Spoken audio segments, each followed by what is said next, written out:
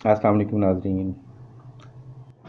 Saint کے chairman کے election کے بعد ڈپٹی چیئرمین کے الیکشنز بھی ہو گئے، اور اس میں بھی نتیجہ وہی رہا کہ حکومت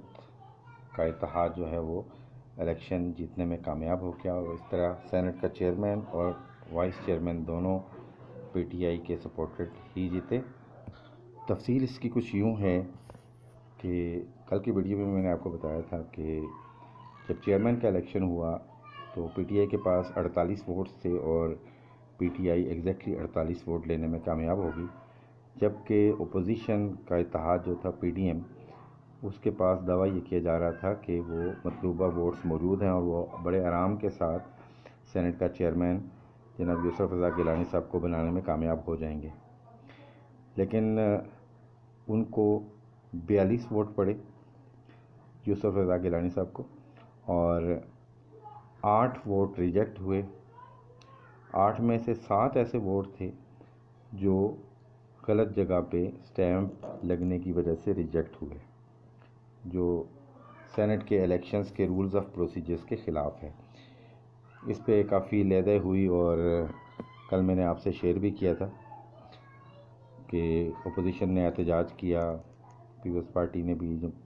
اور مسلم لیگ نون نے بھی، لیکن بہرحال جو سیشن کے چیئرمین تھے انہوں نے فیصلہ سنا دیا کہ وہ ووٹ جو ریجیکٹ ہوئے ہیں وہ دوبارہ کاؤنٹ نہیں کیے جا سکتے الیکشن رولز کے مطابق۔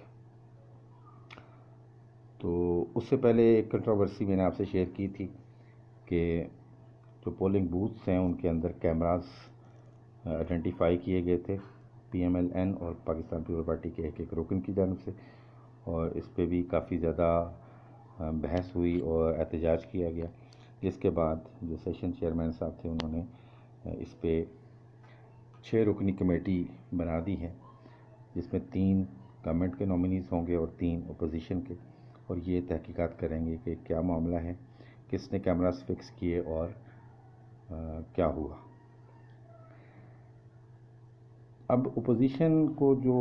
ووٹ پڑے اور اس میں سے جو ووٹ ریجیکٹ ہوئے، اس کے اوپر ایک خیال یہ سمجھ کیا جا رہا تھا کہ جو ڈپٹی چیئرمین کا الیکشن ہے اس کے اندر جو اپوزیشن کے امیدوار ہیں عبدالغفور حیدری صاحب، وہ شاید الیکٹ ہونے میں کامیاب ہو جائیں گے اگر وہ 7 ووٹ جو کم از کم ریجیکٹ ہوئے ہیں اگر وہ ان کو پڑ جائے۔ لیکن جب الیکشن ریزلٹ آیا تو بڑی حیرت انگیز بات یہ ہوئی کہ ڈپٹی چیئرمین بھی پاکستان تحریک انصاف کے سپورٹڈ امیدوار جو تھے مرزا محمد آفریدی، وہ جیت گئے اور 54 ووٹ لے کر وہ جیتے، جبکہ عبدالغفور حیدری صاحب کو 44 ووٹ پڑے۔ اس طرح 10 ووٹوں کا فرق پڑا۔ تو وہ جو 7 ریجیکٹڈ ووٹ تھے اس میں سے 6 ووٹ جو ہیں وہ حکومت کو پڑ گئے،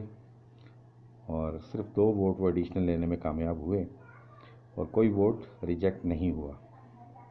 اب یہ کیوں امپورٹنٹ تھا کہ سینٹ کا چیئرمین کس پارٹی سے ہونا چاہیے؟ جو اپوزیشن اتحاد پی ڈی ایم ہے اس کی کوشش یہ تھی کہ سینٹ کا چیئرمین پی ڈی ایم سے منتخب ہو جائے تاکہ حکومت کے لیے مشکلات کھڑی کی جا سکیں اور کسی قسم کی قانون سازی حکومت کے لیے مشکل بنائی جا سکے۔ اور جب قانون سازی مشکل ہوگی تو اگلے الیکشن میں پی ڈی ایم بڑی آسانی سے یہ کہہ سکے گی کہ حکومت قانون سازی نہیں کر سکی اور اس کی پرفارمنس اس قابل نہیں ہے اس کو دوبارہ الیکٹ کیا جا سکے، تو ان کے لیے راہ ہموار ہو جائے گی۔ جبکہ مسلم لیگ نون کی کوشش یہ تھی کہ جلد از جلد کسی بھی قیمت پر پی ٹی آئی کی حکومت کا خاتمہ کیا جائے، اور اس کے لیے عدم اعتماد کی تحریک کی بات بھی ہو رہی ہے، اور ابھی آنے والے دنوں میں ایک لانگ مارچ بھی ہونے جا رہا ہے۔ تو مسلم لیگ نون چاہتی ہے کہ پی ٹی آئی گورنمنٹ کو کوئی ٹائم نہ دیا جائے، جبکہ پاکستان پیپلز پارٹی اور دوسری اتحادی جماعتیں ان میں سے بہت سارے لوگ یہ کہہ رہے ہیں کہ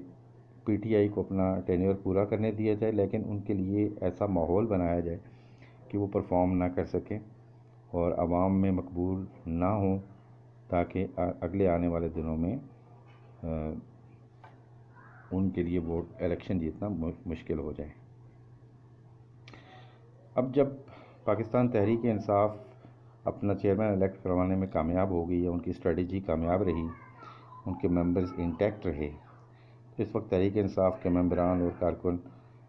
جشن منا رہے ہیں، خوشیاں منا رہے ہیں۔ کیوں خوشیاں منا رہے ہیں؟ کیونکہ میری اطلاع کے مطابق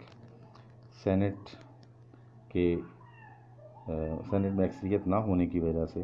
حکومت کو قانون سازی میں مشکلات پیش آ رہی تھیں، اور پرائم منسٹر عمران خان بہت ساری ایسی قانون سازی بنانا چاہ رہے ہیں جو کرپشن کے حوالے سے، منی لانڈرنگ کے حوالے سے اور اس طرح کے دیگر معاملات کے حوالے سے بڑی امپورٹنٹ ہوگی، اور جو اپوزیشن چاہتی ہے کہ یہ قانون سازی نہ ہو سکے۔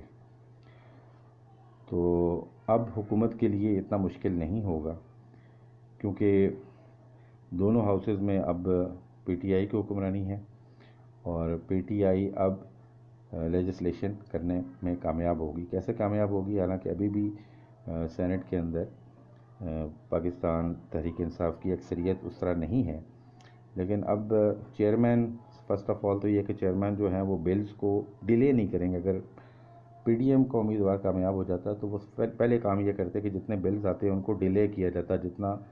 لیٹ کیا جا سکتا تھا اتنا لیٹ کرتے، جبکہ پی ٹی آئی کا چیئرمین آنے کی وجہ سے یہ نہیں ہوگا کہ لیٹ ہوں۔ اب اگر سینٹ سے بل پاس کرنا مشکل ہوتا ہے تو اس کے لیے ایک طریقہ کار یہ ہے کہ صدر پاکستان دونوں ہاؤسز کا جوائنٹ اجلاس بلا سکتے ہیں، یعنی کہ قومی اسمبلی اور سینٹ کا جوائنٹ اجلاس بلا کے بلز پاس کروائے جا سکتے ہیں۔ اب دونوں ہاؤسز اگر اکٹھے ہوں تو اس میں حکومت کی اکثریت موجود ہے اور یہ بل پاس کروائے جا سکتے ہیں۔ بہت سارے طریقے ہیں خیر، لیکن یہ کہ حکومت کے لیے اب یہ قدرے آسان ہو گیا ہے کہ وہ اپنا قانون سازی اپنی کر سکے اور کچھ پرفارمنس دکھا سکیں جو آنے والے 2 یا 2.5 سال ان کے پاس موجود ہیں، تاکہ اگلے آنے والے الیکشنز میں وہ عوام کے سامنے بھی سرخرو ہو سکیں، اور جو وزیر اعظم عمران خان کا ایک نعرہ تھا کہ احتساب کیا جائے گا اور اس کے لیے قانون سازی کی جائے گی، تو وہ بھی کی جا سکے۔ اب اس الیکشن کے بعد گیلانی صاحب جب الیکشن ہارے تو پاکستان پیپلز پارٹی اب یہ ڈھونڈ رہی ہے کہ یہ 7 لوگ جنہوں نے اپنے ووٹ ریجیکٹ کیے یہ کون ہیں، اور ان کو شک ہے ان کے اپنے جو اتحاد کے لوگ ہیں، مسلم لیگ نون اور جے یو آئی، کہ شاید ان لوگوں نے، ان میں سے کچھ لوگوں نے جان بوجھ کر اپنے ووٹ ضائع کیے ہیں، جبکہ جے یو آئی کے امیدوار عبدالغفور حیدری جب ہارے ہیں ان کو پورا یقین تھا کہ وہ جیت جائیں گے، اور ان کو یقین دہانی کرائی بھی گئی تھی۔ اس کے بعد مولانا فضل الرحمان اور عبدالغفور حیدری، باقی لیڈرز جو ہیں، وہ شک کا اظہار کر رہے ہیں اپنے دھات کے اوپر، اور خاص کر انہوں نے جو پہلے بیان میں مولانا فضل الرحمان صاحب نے کہا تھا کہ پاکستان پیپلز پارٹی نے ان کے ساتھ ہاتھ کیا ہے، اور اب مسلم لیگ نون بھی اپنی صفائیاں پیش کر رہی ہے کہ انہوں نے ووٹ عبدالغفور حیدری کو دیا ہے، اور وہ ایک دوسرے پہ الزام تراشی کا سلسلہ جاری ہے۔ آپ کو یاد ہوگا کہ سینٹ الیکشن سے 2 دن پہلے سابق وزیر اعظم محمد نواز شریف صاحب نے جنرل باجوہ، جنرل فیض اور میجر جنرل انفال ملک کو باقاعدہ مورد الزام ٹھہرایا تھا، اور انہوں نے کہا تھا کہ مریم صفدر صاحبہ کی جان کو خطرہ ہے، اور اگر ان کو کچھ ہوا تو یہ 3 شخصیات جو ہے اس کے لیے ذمہ دار ہوں گی۔ تو اس بیان سے بھی کچھ لوگ کہتے ہیں کہ جی مسلم لیگ نون کے کچھ لوگ خوش نہیں تھے، اور ایک اور بات یہ ہے کہ کچھ لوگ یہ کہہ رہے ہیں کہ مسلم لیگ نون اس سارے پروسیس کے اندر ونر نہیں ہے، بلکہ اس میں ونر جو ہے وہ پاکستان پیپلز پارٹی ہے، اور وہ اپنے سینیٹرز بھی منتخب کرانے میں کامیاب ہو گئے، اور تمام حلقوں میں ان کے لیے ایک نرم گوشہ بھی پایا جاتا ہے، کیونکہ انہوں نے اس طرح کے بیانات نہیں دیے جس طرح مسلم لیگ نون کی اعلیٰ قیادت بیانات دے رہی ہے۔ اس ساری صورتحال میں اگر پاکستان پیپلز پارٹی کا چیئرمین سینٹ بن جاتا اور ڈپٹی چیئرمین جے یو آئی کا بن جاتا تو مسلم لیگ نون کے خیال میں ایک اور سیٹ بیک ہوتا ان کے لیے، اور ان کی پارٹی اور پیچھے چلی جاتی۔ تو کہنے والے کچھ لوگ یہ بھی کہہ رہے ہیں کہ عین موقع پہ یہ فیصلہ کیا گیا کہ ان دونوں کو جیتنے میں کامیاب نہ ہونے دیا جائے تاکہ مسلم لیگ نون کی سے برقرار رہے، اور اگر یہ لوگ کامیاب ہو جاتے ہیں تو اس میں ہونا یہ تھا کہ آنے والے وقتوں میں جو تحریک حکومت کے خلاف چلائی جا رہی ہے، شاید پاکستان پیپلز پارٹی اور JUI جس کے ارکان بڑی تعداد میں ان ریلیز میں اور ان دھرنوں میں آ سکتے ہیں، وہ شاید نہ آ سکیں کیونکہ وہ ظاہر ہے حکومت کا حصہ ہوں گے، تو جان بوجھ کے ان کو ہرایا گیا۔ بہرحال اصل صورتحال کا ہمیں اندازہ نہیں ہے، یہ کچھ ممکنات ہیں، ان میں سے کچھ ہو سکتا ہے۔ اور اب یہ تھا کہ جنرل جو اس وقت پاکستان پیپلز پارٹی کے امیدوار یوسف رضا گیلانی کی شکست اور ان کے جو 7 ریجیکٹڈ ووٹ تھے، اس حوالے سے کہا یہ جا رہا تھا کہ اس کو الیکشن کمیشن میں اور سپریم کورٹ میں چیلنج کیا جائے گا، جبکہ اس کے بعد افریدی صاحب جو الیکشن جیتے ہیں ڈپٹی چیئرمین کا، تو اس سے صورتحال کافی تبدیل ہو گئی ہے۔ یہ جو سمجھا جا رہا تھا کہ جی ووٹ ڈالنے میں لوگوں سے غلطی ہو گئی ہے کہ وہ غلط جگہ پہ مہر لگا دیا، لیکن ڈپٹی چیئرمین کے ووٹ میں شاید وہ اپنا صحیح ووٹ پول کریں گے، لیکن جب یہ رزلٹ آئے تو پتہ چلا کہ وہ سارے لوگ، تقریباً سارے لوگ جو ہے انہوں نے افریدی صاحب کو ووٹ دیا، تو اس کا مطلب انہوں نے جان بوجھ کے یہ ووٹ ضائع کیا تھا۔ اب جو رولز آف پروسیجرز ہیں سینٹ کے، اور اسپیشلی جو ہاؤس پروسیڈنگز کے حوالے سے ہیں، تو جو سینٹ کے اجلاس کی پروسیڈنگز ہیں وہ کسی بھی کورٹ آف لاء میں چیلنج نہیں کی جا سکتی، کیونکہ یہ خود ایک لیجسلیٹو ادارہ ہے، اس نے قانون بنانا ہوتا ہے، یہ مختلف ڈسکشنز کرتے ہیں، تو شاید یہ قانون جو ماہرین ہیں، قانونی ماہرین، وہ یہ کہہ رہے ہیں کہ اس کو چیلنج نہیں کیا جا سکتا، تو اس کا مطلب یہ ہوا کہ یہ صورتحال ایسی ہی رہے گی اور PTI کے چیئرمین شاید جاری رہیں گے، اپنا کام کرتے رہیں گے، انلیس کہ اپوزیشن کوئی ووٹ آف نو کانفیڈنس لے کر آئے۔ اور ووٹ آف نو کانفیڈنس کی صورتحال یہ ہے کہ اس وقت اپوزیشن شدید کشمکش کا شکار ہے کہ شاید